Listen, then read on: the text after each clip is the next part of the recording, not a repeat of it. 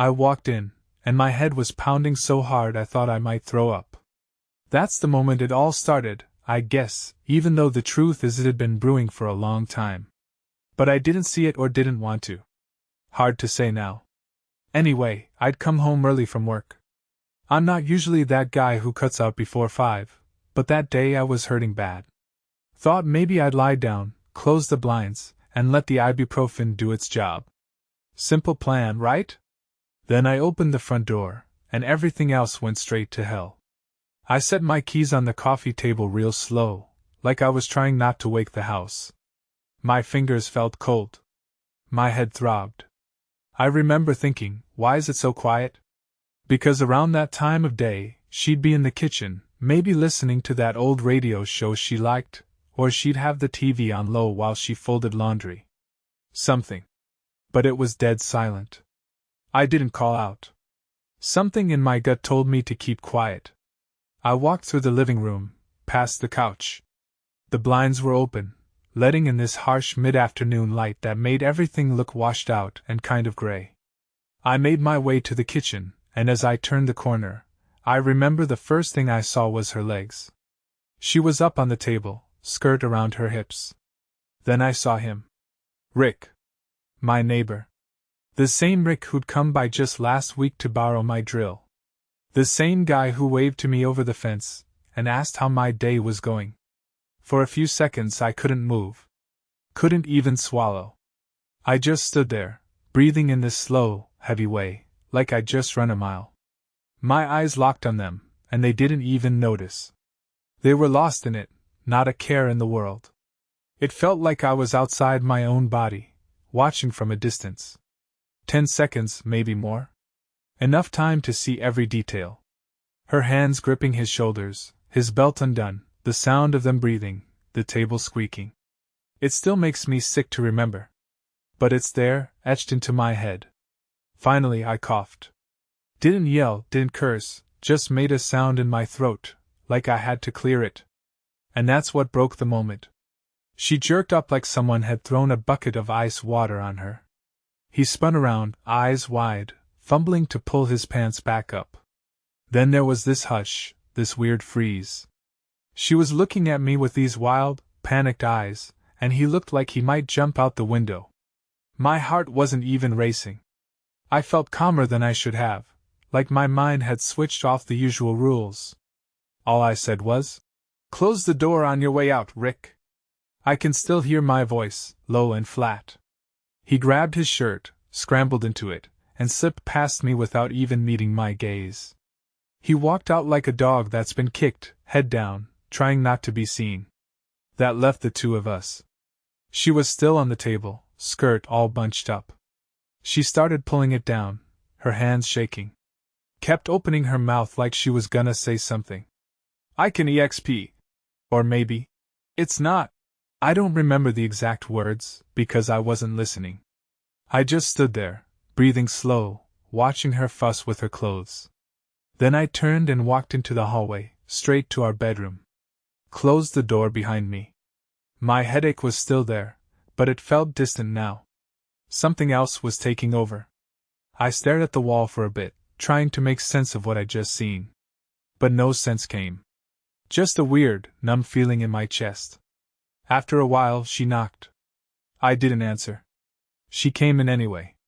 I didn't look at her. I heard her step behind me, felt her hand brush my shoulder. I shrugged it off. No words from me. Nothing. She said something about needing to explain. That it wasn't what I thought. That it was an accident. I remember thinking, an accident? Like you slip and land on the neighbor? But I didn't say it out loud. Maybe I was too stunned to talk. Maybe I just didn't care to hear more lies. I stood up, grabbed my jacket, walked out. She followed, calling my name. I left the house. Drove off. The sun was too bright. I could barely see the road. But I drove. I don't remember for how long. The rest of that afternoon is a blur. I ended up in a parking lot near a grocery store, just sitting there, engine running. Some folks came and went. Kids with carts, old ladies with coupons. Ordinary life going on. And me, with my world turned upside down in a single moment. At some point, I cut the engine and decided to head back. I don't know what I was expecting. Maybe that she'd be gone, or that she'd be crying in the living room, or that Rick would still be there. But the house was dark. Quiet again, like nobody lived there. I walked in and listened. Nothing. I went to the bedroom. She was there, lying on her side of the bed, fully dressed, eyes open. She sat up when she saw me, started to say something, but I lifted my hand. Like telling her to stop. And she did. I sat on the chair in the corner, the one where I'd usually read the paper at night. Leaned forward, elbows on my knees, and just stared at the floor. I could sense her breathing, fast and shallow. I could feel this tension in the air, thick enough to choke on. Eventually, she said, "Are you gonna say anything?" She was almost whispering. I didn't answer. She waited, then gave a small sob. She got up, walked toward me, tried to touch my shoulder again. I stood up, stepped away. I walked out to the kitchen, found half a bottle of whiskey, and poured myself a glass. The same table where I'd seen them earlier, I tried not to look at it. It felt contaminated, like it was no longer mine. Like the whole house had turned into a stranger's place. She followed me, stood by the doorway. Kept saying my name, gentle at first, then sharper. I drank that whiskey in one go, felt it burn. Then I grabbed my keys again. "I'm going out," I said, and my voice was so tight I barely recognized it. She didn't try to stop me this time. I ended up at a bar across town. Not the friendliest place, kind of a hole in the wall, but I knew Mitch sometimes hung out there after his shift. Mitch and I weren't best friends or anything, but we'd known each other since high school. He was the kind of guy you could sit with in silence and not feel weird about it. I found him at the bar, nursing a beer. I slid onto the stool next to him. He took one look at me, frowned. "You look like hell," he said. I just nodded. The bartender asked if I wanted something. I mumbled yes and got a shot of something strong, no clue what brand. Mitch waited until I knocked it back, then asked if I was okay. I said no. "Wife's with Rick," I said quietly. He stared for a second, trying to process. Then he said, "Rick? Our Rick?" As if we owned the guy. I nodded. "On my damn table," I added. He didn't say a word. Just inhaled and pressed his lips together. I told him everything, in short sentences. Not for advice, not because I wanted pity. Just needed to speak it out loud to get it out of my system. Mitch listened, stared at his beer, occasionally nodded. When I was done, he let out a long breath. Didn't offer any neat solution or comforting words. Didn't say, "It'll be okay," or "divorce her," or any of that crap. He just sat there. And I was grateful. After a while, he pulled out a ring of keys and slid them over. "Take the old van," he said. "It's still parked behind the garage. Not the prettiest, but it'll run." He didn't explain more. I knew what he was offering. A way to disappear for a bit, blow off steam, do something rash if I had to. We didn't talk about details. We just sat there for another hour, maybe two, sometimes speaking, mostly staying quiet. When I left the bar, the sky was clear and full of stars, the kind of night that usually would make me feel small and calm. But I felt this anger building in my chest, a new kind of anger that tasted bitter on my tongue. I drove Mitch's van back to my house, but I didn't stay. I threw a couple of things into a duffel bag, some clothes, a flashlight, a couple of snacks. No note, no explanation. She wasn't in the kitchen. Maybe she was in the bedroom, maybe in the bathroom. I didn't check. I just walked back out, slammed the door behind me. I drove. Kept driving until I found myself near Rick's place. I pulled over a few houses down, killed the lights. Sat there, staring at his truck parked in the driveway. Next to it, that stupid boat he'd bragged about all summer. The one he'd spend weekends polishing, taking out on the lake, inviting people over to admire. I turned off the engine. My head was still pounding, but now from anger, not just a headache. reached into the back of the van, rummaged around. Found a can of expanding foam sealant, the stuff you use for insulation or sealing cracks. Don't ask me why Mitch had it back there. Maybe he was patching something on a job. All I knew was it felt right in my hand. I grabbed it and got out of the van. The night was dead quiet. I could hear my own breathing, the crunch of gravel under my boots. I walked up to Rick's boat, tried not to think too hard. Popped open the top part of the hull. It wasn't locked or anything. Then I started spraying. Thick, white foam, expanding in seconds, filling up every corner. I didn't stop until the can was empty.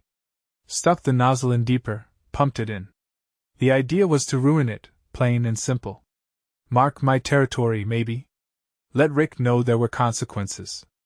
Let him see I wasn't gonna roll over. Then I did something I never imagined I would. I walked to his mailbox, yanked it open, pulled down my pants, and I took a shit right in there. It wasn't about revenge exactly. It was like this furious, unhinged gesture. A message. I'm done playing nice. It wasn't some thoughtful act. It was raw, nasty, impulsive. When I finished, I wiped with some old napkins from the van's glove box and shoved them in too. Then I slammed the mailbox shut. I got back into the van and sat there, my hands shaking. The anger felt big enough to swallow me. But underneath it, I felt cold. I realized I couldn't go home. Not yet. I started the engine and drove off into the night, not caring where I was headed. Just away. Away from the table, from her, from Rick, from the life I thought I had. After a while, I pulled into a rest stop off the highway and parked in a dark corner. Turned off the engine, stared at my reflection in the rearview mirror. My eyes looked dead. I remember whispering, "What the hell just happened?" Like I was talking to someone else. Then I leaned back and tried to catch some sleep. My headache throbbed, my heart was racing, and I wondered if the sun would ever come up the same way again. Morning found me with a stiff neck and a mouth that tasted like metal. The rest stop was almost empty, just a couple of cars passing by. I thought about what I'd done. The foam in Rick's boat, the mailbox. Didn't feel any regret. I wasn't proud exactly, but I felt like I'd crossed a line and there was no turning back. If I was looking for a way to say, "This changes things," that was it. I drove to a diner off the next exit, had some coffee, tried to settle my stomach. People around me were chatting, flipping through menus, complaining about the weather. Regular folks living regular lives. I remember feeling detached, like I wasn't part of their world anymore. Maybe that's dramatic. But that's how it felt. My phone was buzzing in my pocket. I figured it was her. So I turned it off, stuffed it in the glove box, and pulled out again onto the highway. I spent the next couple of days drifting. Slept in the back of Mitch's van, showered at truck stops when I couldn't stand my own smell anymore. Ate gas station sandwiches, chain-smoked. My thoughts kept circling back to the moment in the kitchen, how they didn't see me at first, how she looked when she realized I was there. That face would pop up in my head, and I'd punch the steering wheel, cursing, or I'd just feel my stomach twist. Sometimes I'd almost laugh at the absurdity of it. I kept telling myself I was done with her, done with the house, done with everything. But I also felt a strange calm, like a piece of me had finally snapped, and now there was nothing left to break. On the third day, I decided to go back. Not because I had a change of heart, but because I needed to see what was left. I felt like if I didn't face her, I'd be living in this half-fugue state forever. So I turned around, drove the familiar roads back home. The sun was setting when I got there. The house looked the same, nothing dramatically different from the outside. Maybe a little quieter. I parked Mitch's van in the driveway, took a breath, and walked inside. The living room was dark except for the lamp near the couch. I saw a few boxes by the door, half-packed, random stuff sticking out. She was in the kitchen, leaning against the counter, her eyes swollen like she'd been crying for days. She looked at me, didn't say anything. I walked past her, into the bedroom. Half the closet was empty. A couple of drawers were open, and her things were gone from them. So she'd left. Or she was about to. I noticed a note on the dresser, but I didn't bother reading it. I stood there for a long minute, staring at the space where her clothes used to be. Then I heard a small voice behind me. I turned around and saw my son. He was standing in the doorway, wearing an old t-shirt and gym shorts. He looked scared, or maybe just confused. "Dad?" he said, his voice trembling a bit. I realized I hadn't even thought about him in the past few days. That hit me like a punch in the gut. Whatever else was happening, he was the one who mattered. And I just up and left. I walked over, put a hand on his shoulder. Didn't know what to say. He looked up at me. I said, "Hey, kid." He nodded. Then he sniffed, wiped his nose on his sleeve. "She left," he said. I just nodded again. "Yeah," I managed. He asked where I'd been. I told him I was sorting things out. He didn't push for more details. He must have sensed I didn't want to talk about it. We went to the kitchen. She wasn't there anymore. Guess she'd retreated somewhere else in the house. I got him a soda from the fridge, opened one for myself. We stood by the sink, neither of us saying much. Finally, he said, "So what happens now?" And I remember feeling like the world's worst father because I had no damn clue. I shrugged, looked at him. "We figure it out," I said. He nodded, like he was trying to be brave. Later that night, I lay on the couch, couldn't sleep. He was in his room, door closed. I imagined him awake too, staring at the ceiling, wondering if his family was just finished. Part of me wanted to go to him, assure him everything would be okay. But I didn't. I had no words left for that. I was empty. The next morning, I woke up stiff from the couch, my mouth stale with old cigarette taste. The boxes by the door were gone. She must have taken them. She must have left for good. I found no goodbye, no apology, no excuses, nothing but silence. And I was oddly relieved. I guess I didn't want to hear more from her. The boy was still asleep, so I slipped out to the backyard, lit a smoke, looked at the fence that separated our yard from Rick's. It was silent over there too. No sign of him. No movement, no dog barking. Just empty. I went back inside, started making a pot of coffee. My hands were shaking a little. Then I felt arms around my waist. My son, hugging me from behind. I turned around, patted his shoulder.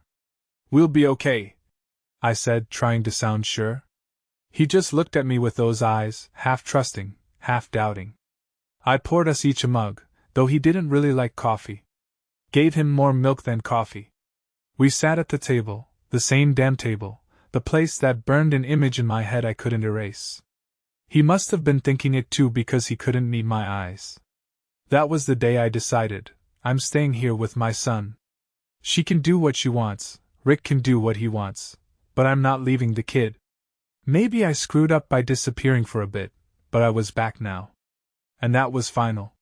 So I told him, "I'm here. I'm not going anywhere." He nodded, eyes watery. I reached across the table, squeezed his arm. We didn't say more. Didn't need to. She never came back. Not that day, not the next. Weeks went by. I wasn't sure if we'd end up divorced right away or if she'd try to talk to me. But nothing happened. Life settled into a new routine. I got up, made breakfast for my boy, went to work. He went to school, came home, we ate dinner. Sometimes we talked, sometimes we ate in silence. I could see he was hurt, but he also seemed relieved in a strange way. There was no tension in the house anymore, no secrets. It was just him and me.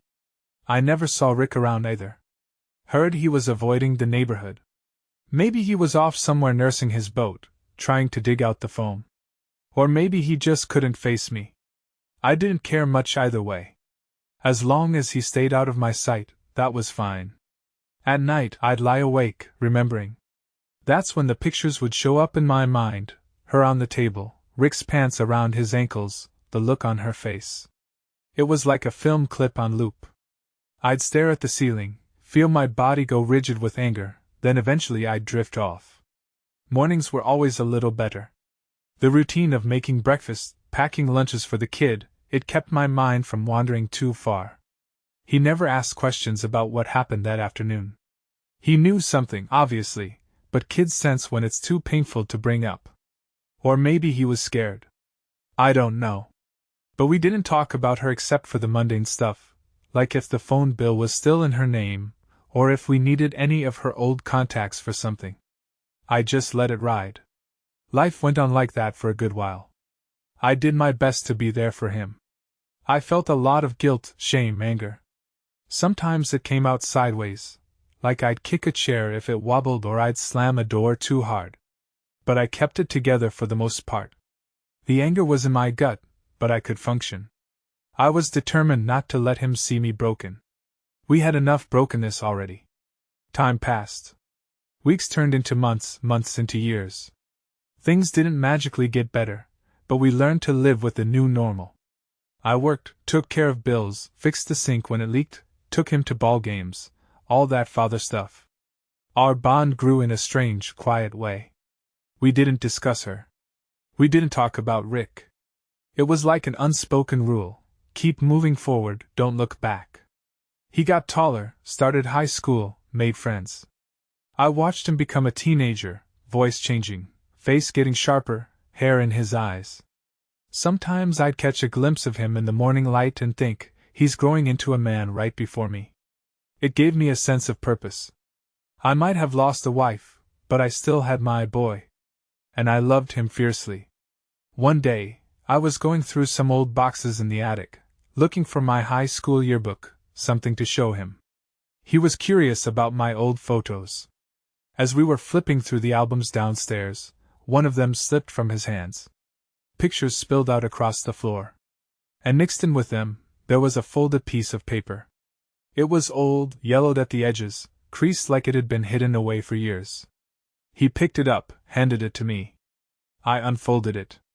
Recognized her handwriting immediately. I felt my stomach drop. The note was short. That night was mutual. I'm sorry if this hurts. I had to tell you the truth. I stood there, staring at those words, my hands starting to shake. He asked, "What is it?" I forced a half smile, folded it back up, told him. "Nothing important." He nodded, but I could tell he was curious, maybe even worried. I put the note in my pocket, tried to act like it was no big deal. But inside, I felt something unraveling again. Later, after he went to bed, I sat in the living room, that note in my hand. It was like a ghost from the past, a reminder that everything that happened wasn't just some random impulse. It was planned, mutual, whatever. She'd written this as some kind of confession or explanation. Why now? Why had she tucked it into the photo album? Maybe she'd hoped I'd find it. Or maybe she just couldn't bring herself to give it to me directly. I don't know. All I knew was it made my blood run cold. I sat there for an hour, maybe more, reading and rereading the words. That night was mutual. I'm sorry if this hurts. What did she mean by the truth? Did it mean my boy wasn't mine? I thought about his birth, how we'd always told the story of how thrilled we were. But details started clicking into place, like puzzle pieces I'd never tried to fit together before. The timing, the hush around certain dates, the way Rick had always been overly friendly, like a man carrying a secret. My heart hammered in my chest. I tried not to jump to conclusions, but I'm not an idiot. It explained a lot. Maybe she'd been with Rick long before that day I caught them. Maybe they'd had a whole thing going on, and my son was a result. The idea made me furious and heartbroken at the same time. But looking back, none of that changed how I felt about the boy. He was mine in every way that mattered, my son, my blood or not. I wasn't gonna let that fact tear us apart. Still, I needed to know. The next few weeks, I played detective, quietly. I didn't ask him for a DNA test or anything. I wasn't about to drag him into this mess. But I tracked down old medical bills, saw the times she'd visited doctors without telling me, the overlap between my boy's birthday and her closeness with Rick. I even found a piece of an old letter, stuffed in a box in the garage, from her to Rick. I couldn't read it all, it was torn, water damaged. But there was enough to confirm what I suspected. So I faced it. Rick was his father. The boy I'd raised, the boy who called me Dad, who looked up to me, was Rick's. I didn't feel rage at the kid, only at them. Rick and her.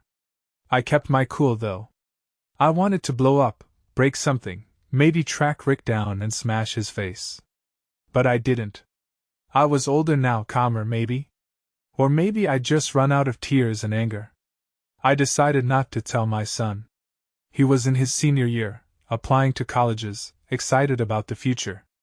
I wasn't about to crush him with this. Let him focus on his life.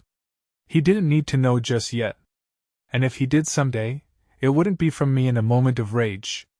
It would be on my own terms, when the time was right. He got into a decent college a few states away. We were both proud. I felt like all those years of supporting him, guiding him, maybe I did something right. He deserved a fresh start. And I wanted him to have it. Right after he turned 18, we celebrated with a quiet dinner. I couldn't stop thinking about that note though, about all the lies that had shaped our life. I knew I was on borrowed time. So I made a plan. I waited until he was ready to go. Waited until the acceptance letters were finalized, the dorm was assigned. Then I quietly put the house up for sale. Took care not to let word get around too fast. I didn't want him to worry or think he had to stay behind. I wanted him to go off to college with no distractions. I also knew I couldn't stay in that house another year. Too many memories, ghosts in every corner. The day came when I signed the paperwork, sealed the deal. He left for college 2 weeks later. I dropped him off, helped carry boxes to his dorm room. Gave him a hug, told him how proud I was. He asked where I'd be when he came home for break. I told him not to worry, that he'd have a place to land. He smiled, said, "Thanks, Dad." He called me Dad, and I realized that's all that mattered to me.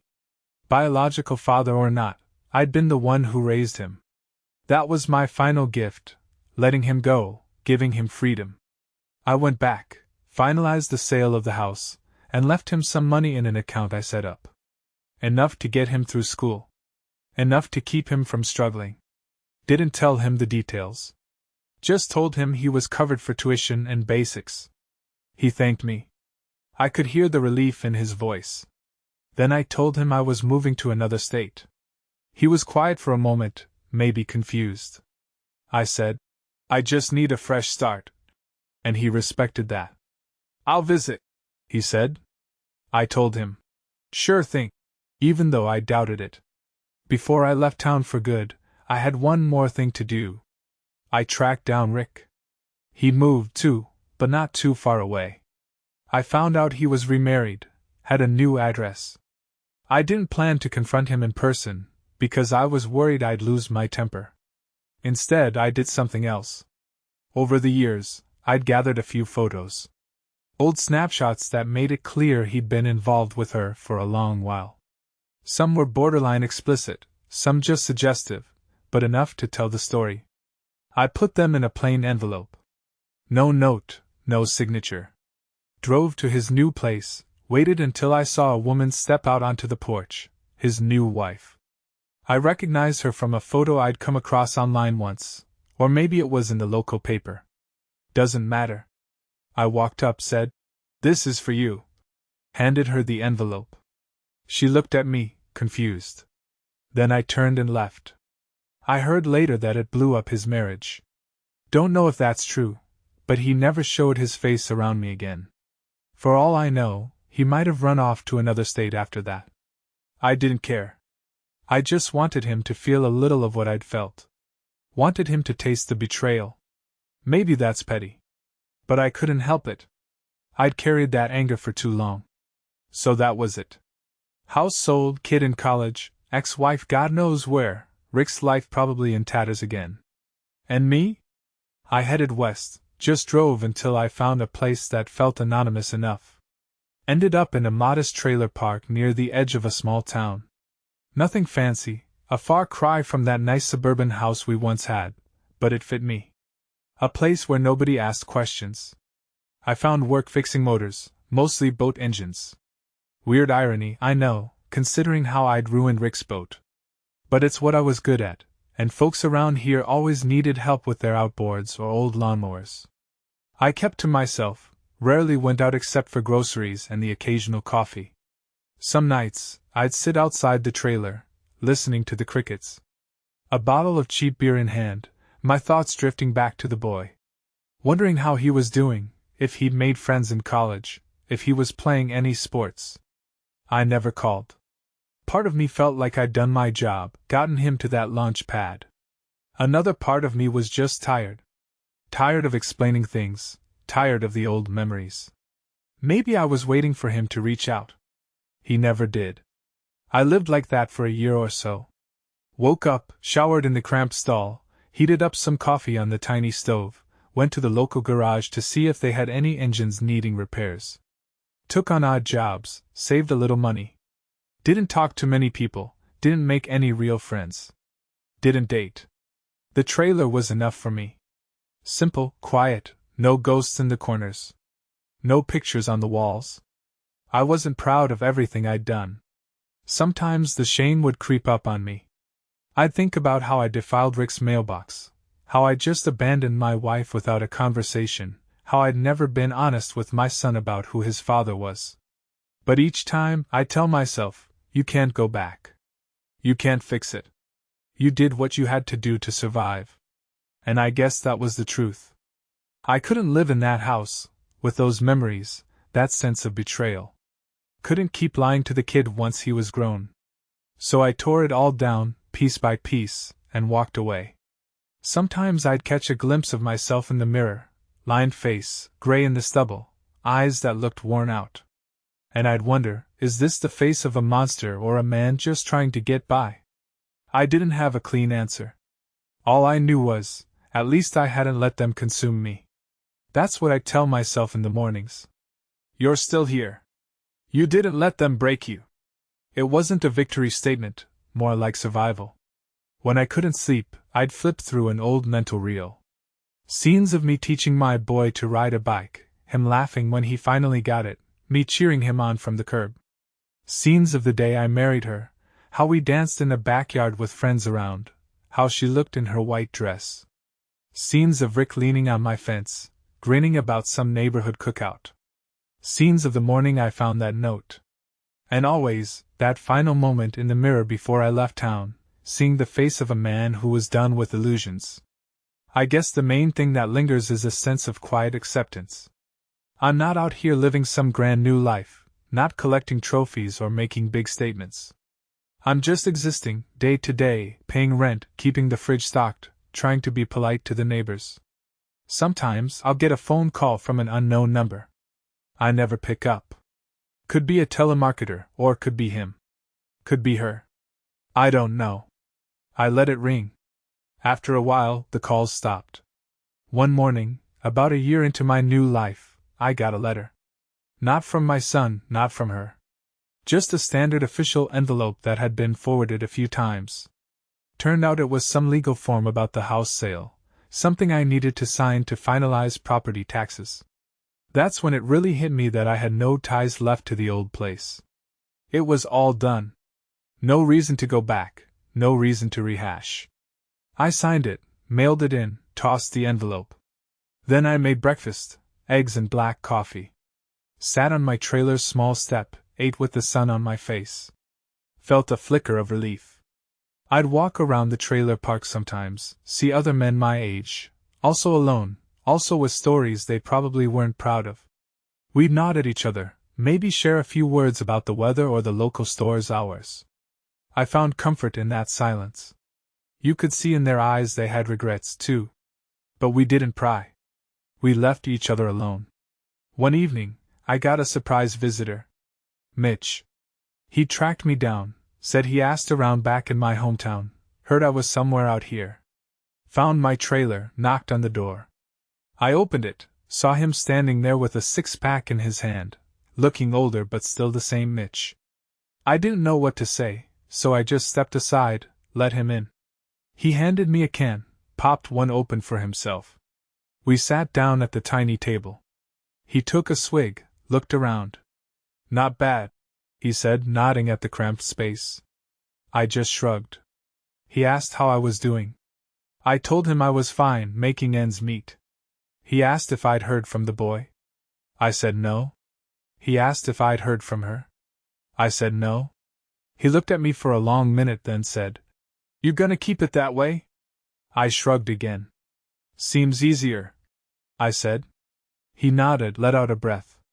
"Well, you do what you gotta do," he said.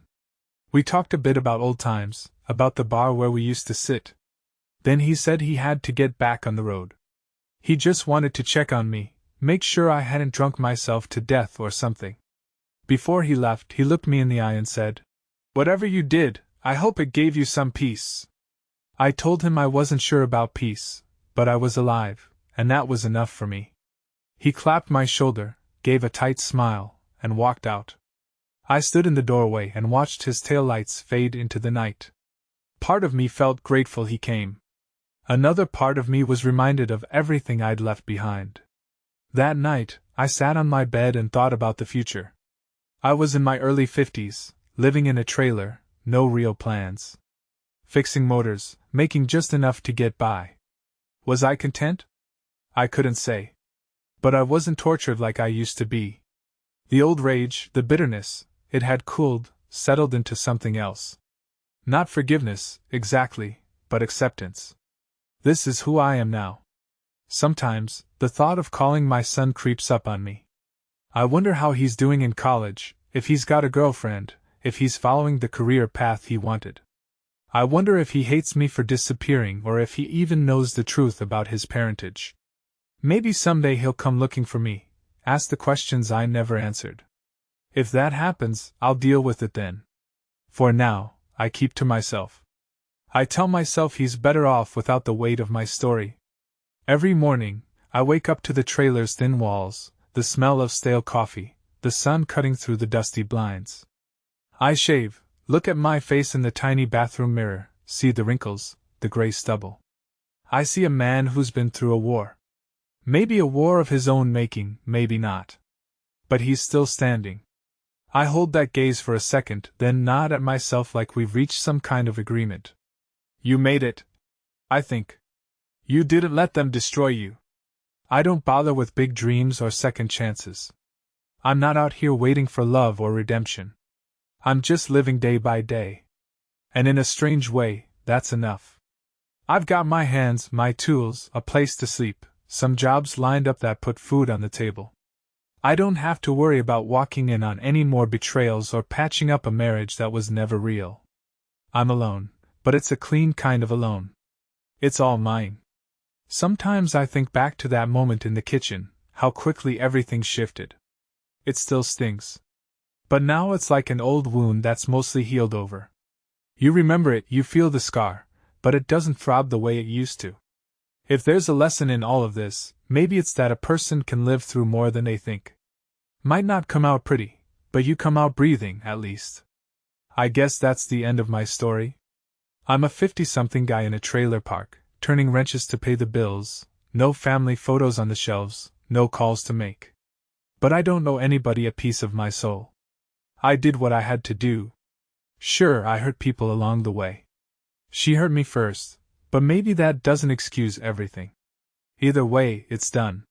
Once in a while, I'll dream about that day, the house, the kitchen table, the hush when I realized I wasn't alone.